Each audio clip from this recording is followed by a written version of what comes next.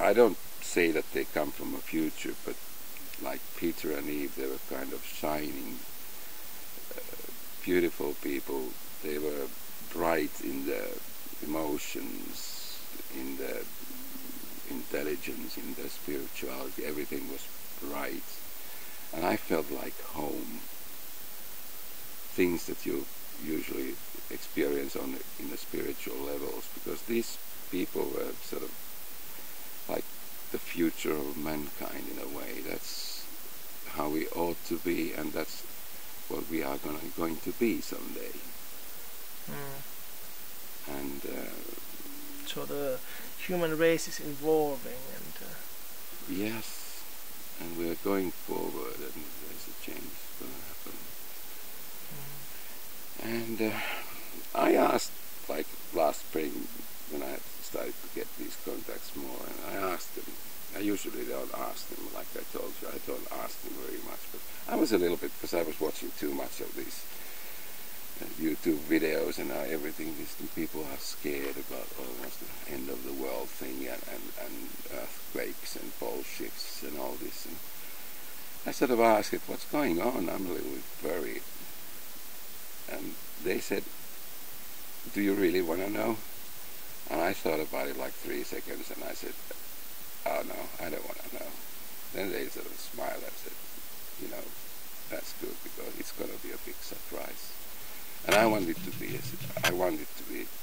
surprise for me.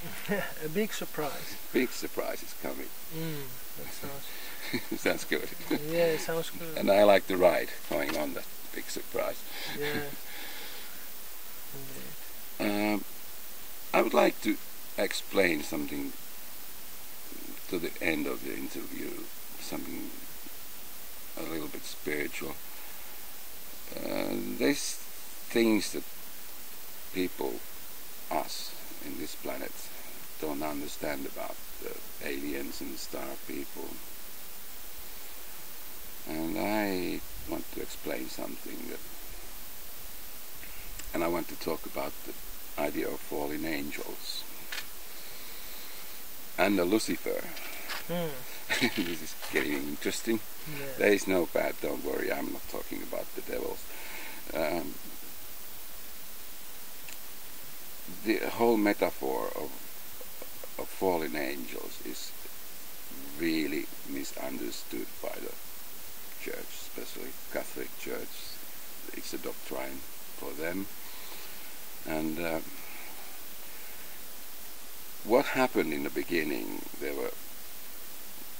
I speak in Christian terms now, there was a God and angels in a way, and this falling doesn't mean falling to the bad. Group of angels came down to the material world because it has to be created, and it needed great force and great spiritual beings to do that. So falling means just coming to do the physical, and there's nothing bad about it. That was their job. And in the beginning of mankind, in this planet and all the other planets where there are human beings like us, in a certain part of the evolution, coming to this kind of human being, these angels incarnated people, they lived here like among us. And that little bit explains why, like Peter and Eve and Tepi, they look like us. We all have some, in our heritage, there's something angelic in every human being. We should know that. And sometimes you see people that's more clearly and openly seen, they look angelic, at least sometimes. And a little bit more about this. The whole thing happens like we start from spirituality and we go to, it's like that. The first two root races on this planet weren't actually even physical form at all. It was the third race. And then we had the physical body, and divided into two sexes too. Before that, this sounds funny, but people laid eggs and things like that before. Nobody believes me now, I know. That's what happened really. That was like millions and millions of years ago. And the fourth race, these Atlanteans, they were actually giants. That explains a little bit about some old ruins, what we see. There's big stones. We can't move, but giants can. Yes. And I know I've been told that these giant skulls, there will be found more. It will be proven. But important thing here is to come to the physical world and then back to spirituality, but in sort of a more individual, more awareness, going back to this whole thing takes billions and billions of years. But where we are now is that we are just past the point, the most materialistic point. We've passed it now. And we have just began to, some people on this planet have realized it very well. That now it's getting... Time to ascension. Yes, ascension. That's what has started, but we have a long way to go. And these star people that I have met, they are a little bit like a bit further and more advanced. And I must confess that what star people can do, and especially the great aliens, and that they can so easily manipulate our minds. That's, for me, it was a little bit strange because you haven't got used to it. I mean, they can just block your memory, and but Peter and Eve were very nice people, so I trust them that it's all been good. It took 40 years to sort of they started to again revealing things, but there is this. This is a funny thing. It's being called Lucifer, but I am not talking about any being. It's a force, and what I'm talking about here is called astral light, and that's a sort of agent that reflects between human beings and an akasha. Akasha is a sort of a container of all knowledge in this. But no human being, not even the star people, can sort of go to Akasha just like that. To have access to it. Access to it, that's the right word. And only very high spiritual beings can sort of openly get there, get whatever they want. So we need this astral light. And the astral light, it has to do with a lot of things like our sexuality and everything, desires. There are all these like strong sexual feelings, like a vortex in this astral light.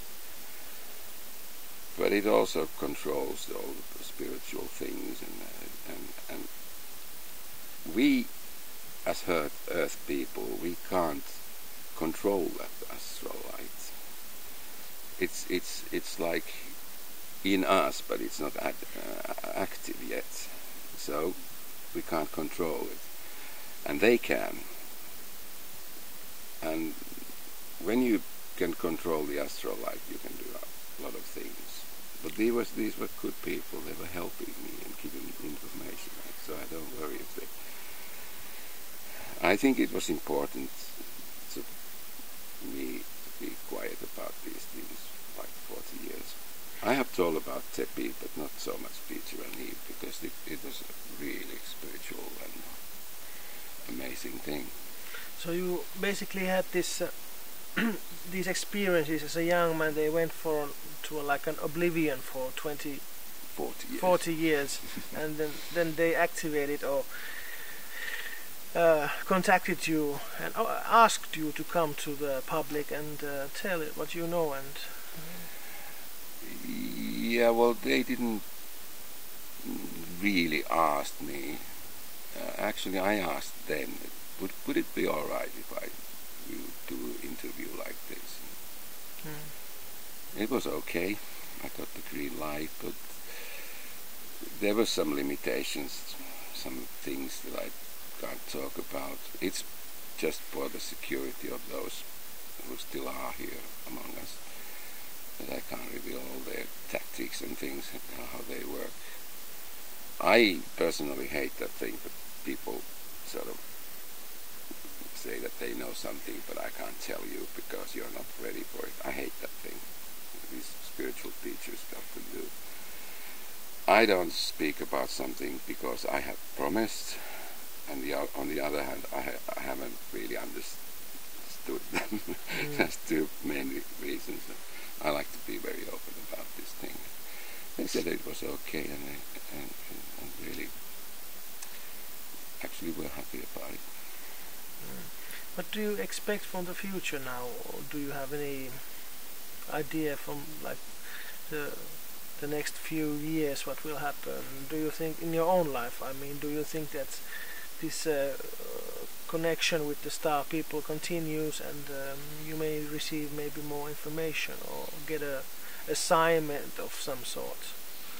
Can't say, but one thing I know, this whole process is still going on. This 2 weeks was a start, but after that I've been in a sort of some kind of a contact, at least a feeling. It's a daily thing. I mean, I'll be there all the time, which helps, because otherwise, like doing this kind of interview would have been very difficult. Now it's very easy. It comes out of me easily, and it's a daily thing, and it's a bliss, I must say.